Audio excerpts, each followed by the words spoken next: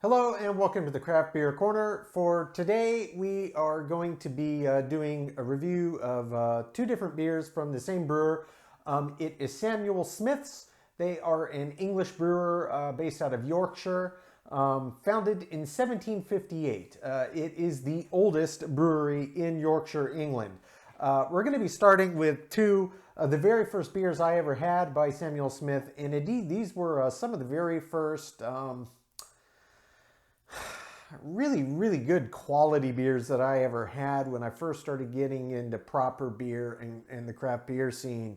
The first is the Samuel Smith's India Ale. That's the name. It is an IPA, but this is an English style IPA, and they are much milder in nature than their American counterparts. ABV on this is only 5%, which, you know, in America, we'd probably be tempted to call that a session, and it probably would be termed. But this is a standard traditional English India Pale Ale, 5% on this one. The second one is, the name of it is the Celebrated Oatmeal Stout, though most people just drop the Celebrated and call it Oatmeal Stout. It is, of course, an oatmeal stout. This too is just 5% ABV. So two completely different beer styles from the same brewer, but both rocking the same ABV. It has been so many years since I have had either of these, and these were some of the first beers that really made me fall in love with properly good beer and getting me excited about it. I mean, if you remember the first time you had craft beer and all you've been drinking is big box American nonsense, yeah, that feeling, I don't think most people forget it. It's mind blown. It's life changing. And I'm ready to revisit and jump in and see what Samuel Smith's is all about with some fresh eyes and fresh taste buds. So we're going to jump right in it, starting with the India Ale.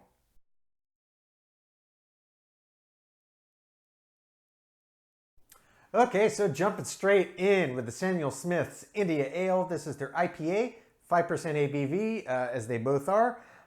Really not much in the way of label art, so to speak, though they do have, perhaps I'm wrong, but I think it's the Taj Mahal on the label as a little nod to India. Obviously, the India Pale Ale was born out of England, as we have discussed on at least one occasion here on this channel. The India Pale Ale came about as a way to preserve beer when India was, for all intents and purposes, conquering and setting up shop in India several hundred years ago. The route, obviously this was pre-flight, was by sea, and it's quite some distance from England to India. And beer, of course, has a shelf life and will spoil, especially pre-refrigeration days. So one of the qualities of hops, aside from adding flavor and aroma, is it has antiseptic qualities. It kills bacteria, which skunks beer. So the more hops, the more bacteria killing power that the beer has.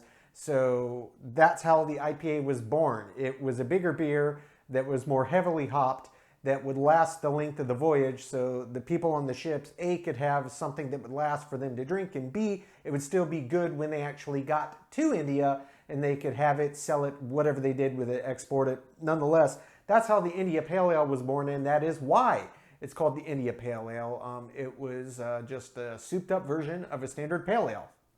Nonetheless, let's jump in. So England today, though, if we have a standard English style IPA compared to the American Craft Revolution version of an IPA, they are quite different beers.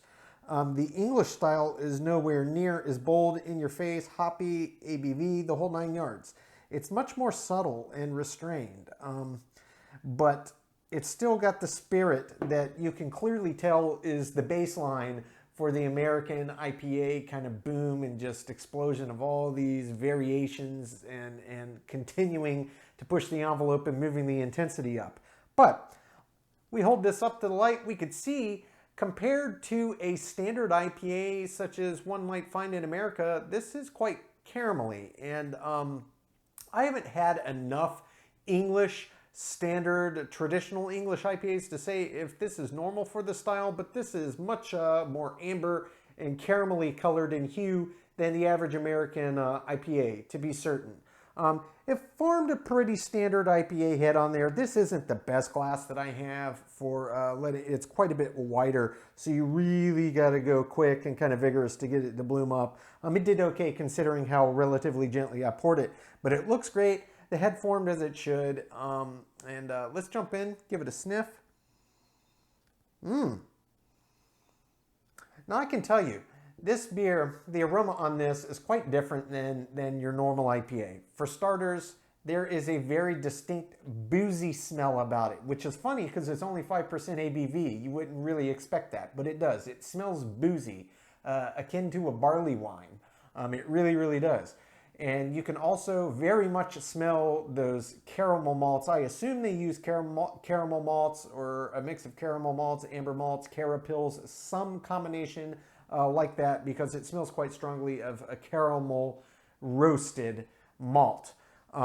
Additionally, the hop aroma that you get is not particularly pronounced, but what you do smell is a balance of floral and earthy.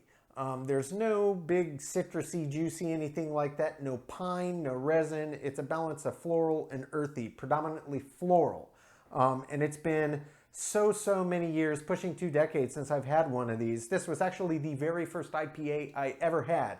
And truth be told, I hated IPAs. I didn't touch them again for another 2-3 years before I finally got into it. It was when I started drinking coffee black, no cream, no sugar. And I kept going darker and darker till I got to French roast, which is so deeply roasted. If you're drinking it black and highly concentrated, it's very, very bitter. It was there that I developed my my love of the bitter flavor sensation, and then I rediscovered it by happy accident by drinking pale ales and IPA, let me try those again. And yeah, I was hooked from there. But nonetheless, let's jump right in, see what this one tastes like.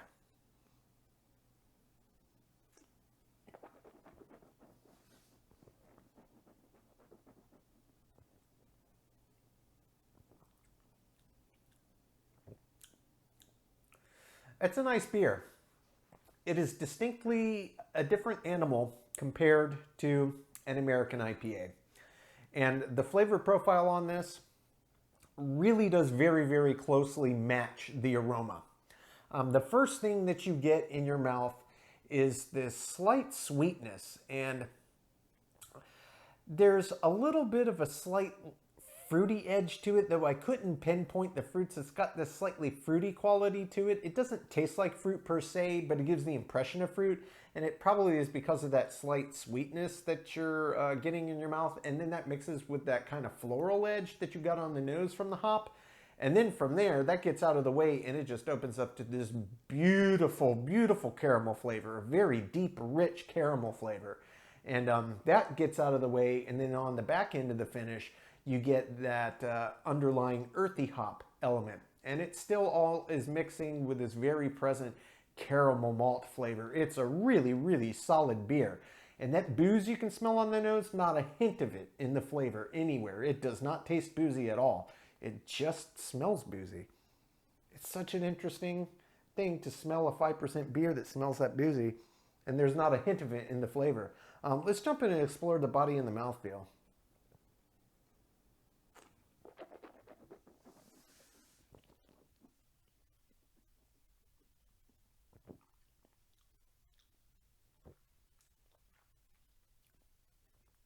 The body is medium light. It's not super light, it's not medium, it is between. It's a medium light body.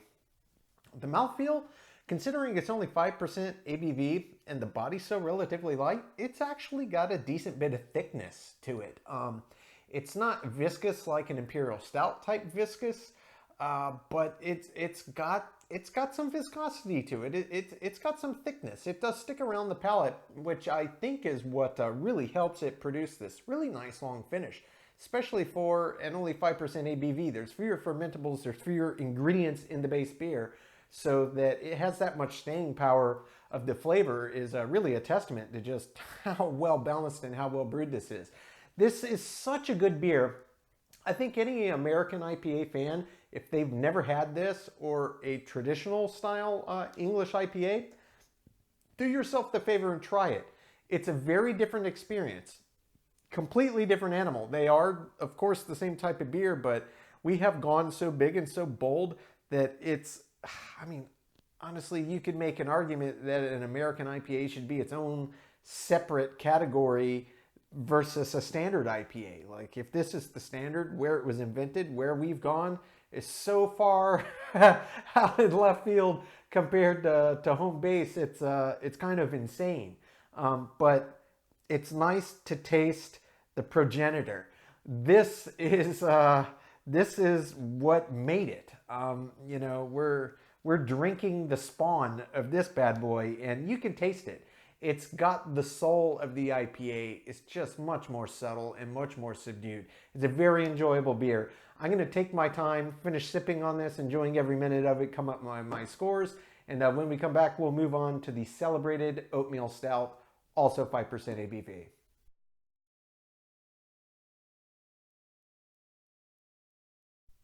Okay, jumping into beer number 2, the Celebrated Oatmeal Stout by Samuel Smith's.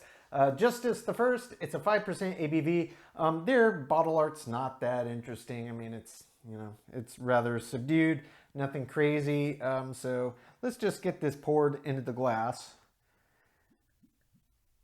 Yep, that's a nice looking stout right there. And since it's this glass, I'm going to agitate it a bit more. Yeah, there we go. And being an oatmeal stout, I do expect this head is going to stick around a bit longer. Oatmeal, if you're not aware, in a beer as an ingredient, helps with head formation and head retention.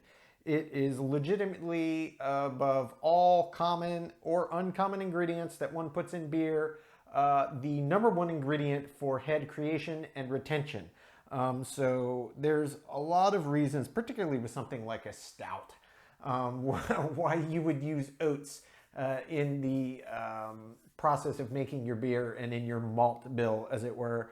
I brew with oats when I brew stouts, and it for sure helps with head formation and retention. It also can add a little underlying sweetness, which in a stout is, you know, different styles of stouts, but it's a nice ingredient. This is very much a pitch black textbook stout. I mean, it looks the part. The head, due to the width of this glass, it's spreading, but it's going to keep that nice pad on top, I expect. Let's give this a sniff. Doesn't have an overwhelming aroma. I'd say it's average, maybe low end of average, but what you do smell is really deeply, richly roasted malts. It's smells very deeply, richly roasted. Yeah, I mean, it smells like a classic stout. It doesn't smell like a Guinness really, or a Smithwick's. It smells, I'm trying to think what this actually smells like. It smells like most oatmeal stouts smell. So you can rather tell it's an oatmeal stout. Nonetheless, let's go ahead and dive in and see what this brings to me. It's been so many years.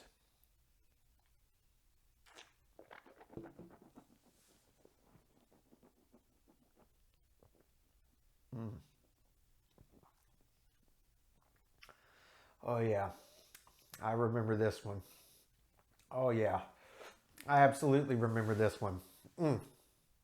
Okay, there is this slight sweetness to it, but it's very well balanced. It's not super pungent, but the taste profile is a bit different than the average stout, and certainly than the average oatmeal stout. It smells, I could be wrong, but it smells like at least part of their malt bill, they use peated or smoked malts, because there's this very almost Islay Scotch-like peaty nature to the malt backbone. It's not dissimilar to Rauch beer, which is smoked malts. It's a German beer style. Rauch is the German word for smoke. But it's much more subdued than that. It's in the background, but it does come through, and it adds to this rich, earthy, roasty nature to the stout. It's not a dry stout. by any stretch of the imagination. It definitely has a nice, normal, wet, standard beer finish. Jump in for body and mouthfeel.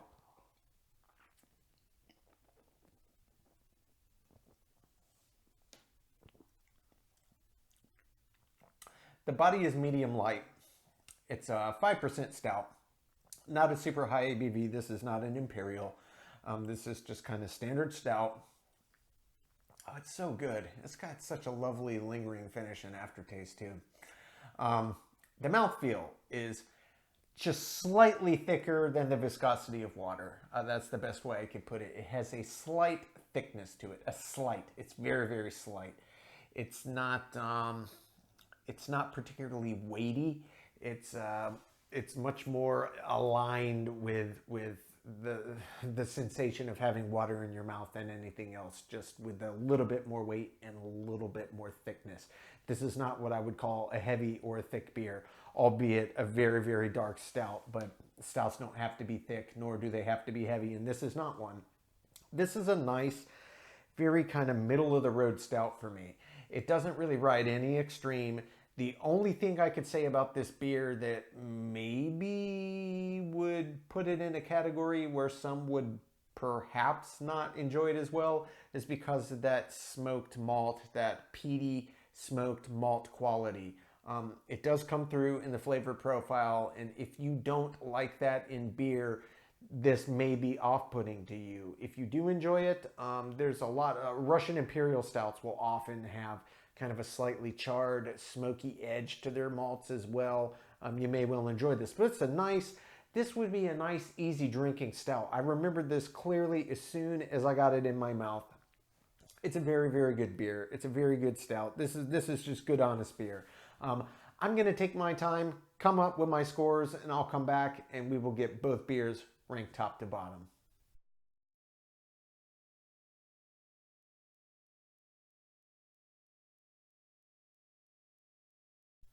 All right, now that we have gotten to dig deep into both of these beers, we're going to go through and get them ranked top to bottom. Starting with Samuel Smith's India Ale. This is their IPA, 5% ABV on both beers.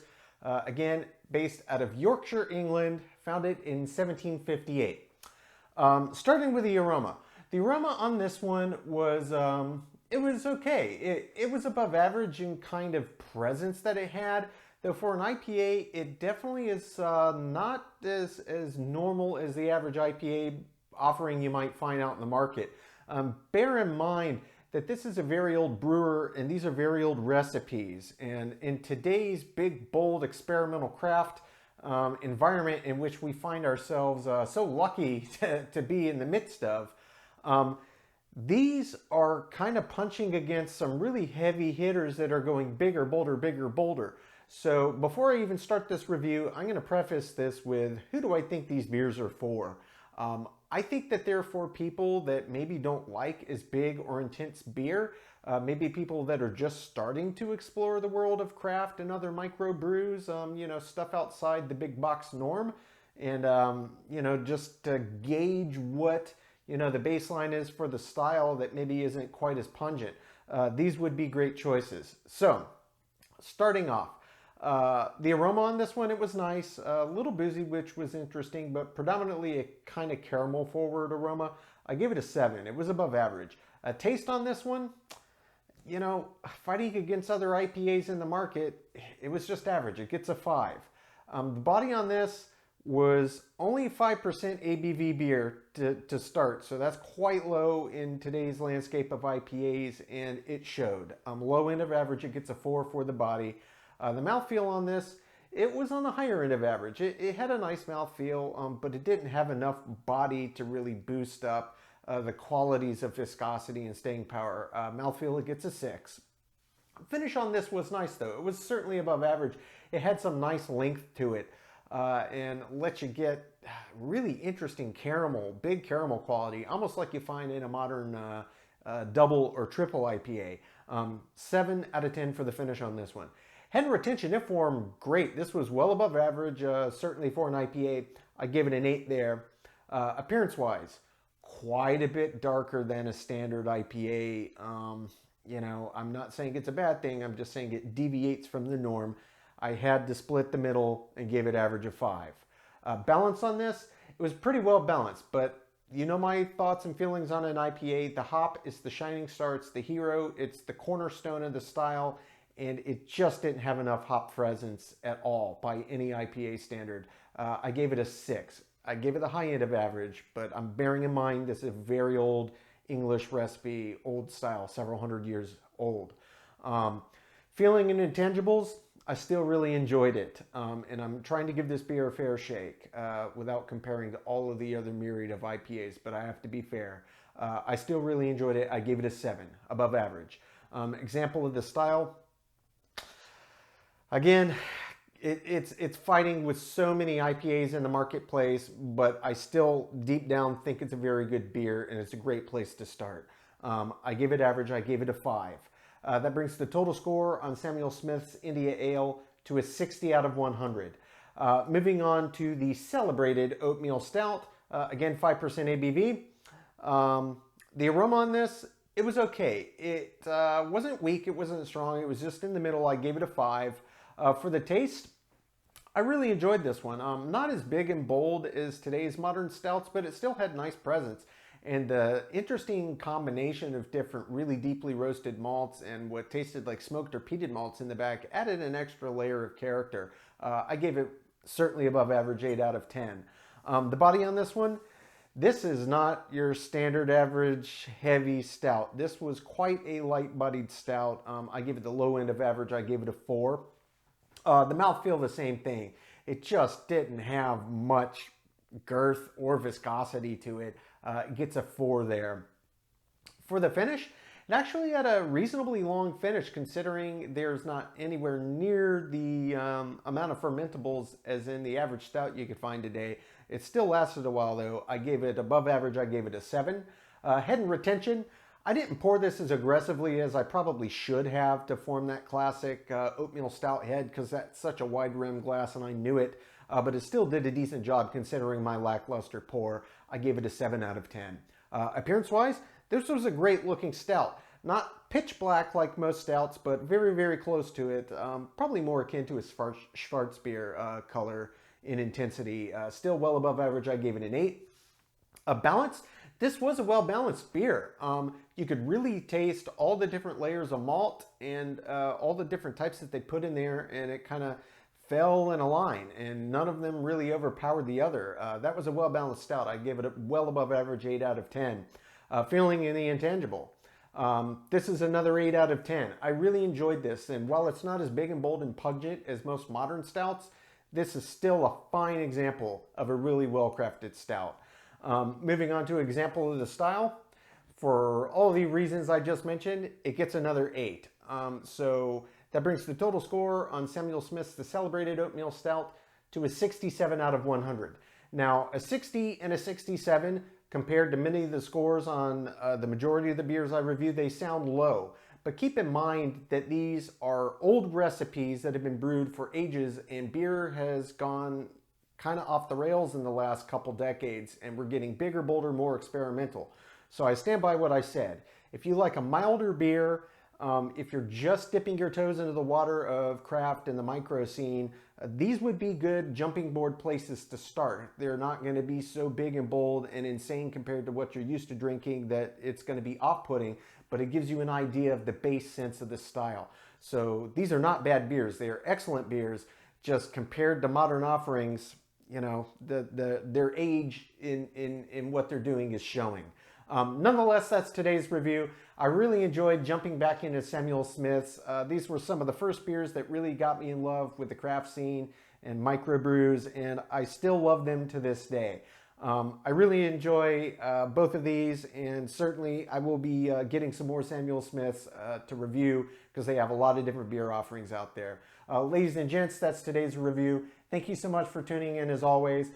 Please, you know the drill. Like, subscribe, comment. Please do comment. I do want comments. I want to interact with you.